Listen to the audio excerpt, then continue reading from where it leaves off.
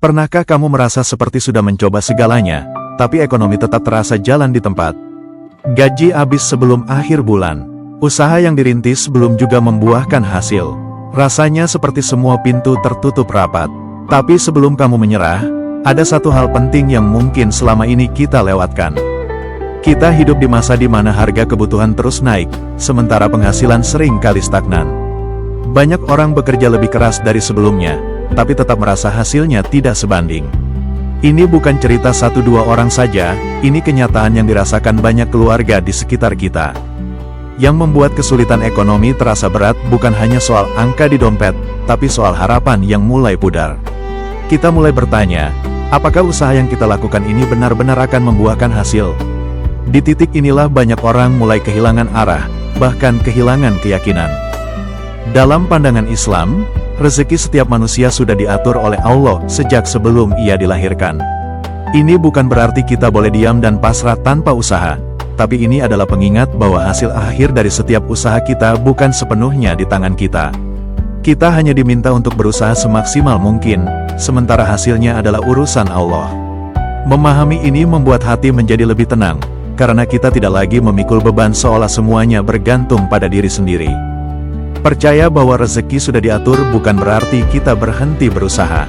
Justru sebaliknya, Islam mengajarkan bahwa usaha adalah bagian dari keimanan itu sendiri. Banyak kisah pedagang dan pekerja di masa lampau yang tetap bangun sebelum fajar, bekerja keras seharian, sambil tetap menyerahkan hasilnya kepada Allah. Mereka tidak pernah berhenti mencoba, meski hasil belum terlihat dalam waktu dekat. Sabar dalam Islam bukan berarti diam tanpa melakukan apa-apa. Sabar adalah kekuatan untuk terus berjalan meski hasil belum terlihat. Sementara tawakal adalah sikap menyerahkan hasil akhir kepada Allah setelah kita berusaha semaksimal mungkin. Kombinasi keduanya inilah yang membuat seorang muslim tetap kuat menghadapi kesulitan ekonomi, tanpa kehilangan semangat maupun kehilangan arah. Bayangkan seorang kepala keluarga yang kehilangan pekerjaannya. Selama berbulan-bulan ia mencoba berbagai usaha, mulai dari berjualan kecil-kecilan hingga menjadi kurir. Banyak yang meragukan, bahkan dirinya sendiri sempat putus asa.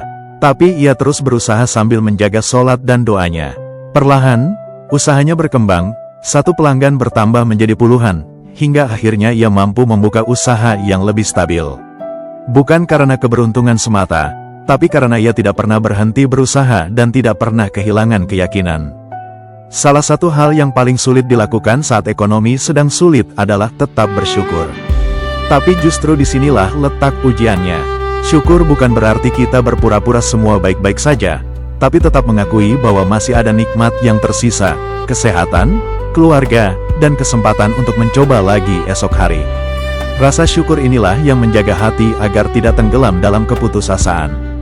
Usaha tanpa doa membuat kita mudah sombong saat berhasil, dan mudah putus asa saat gagal.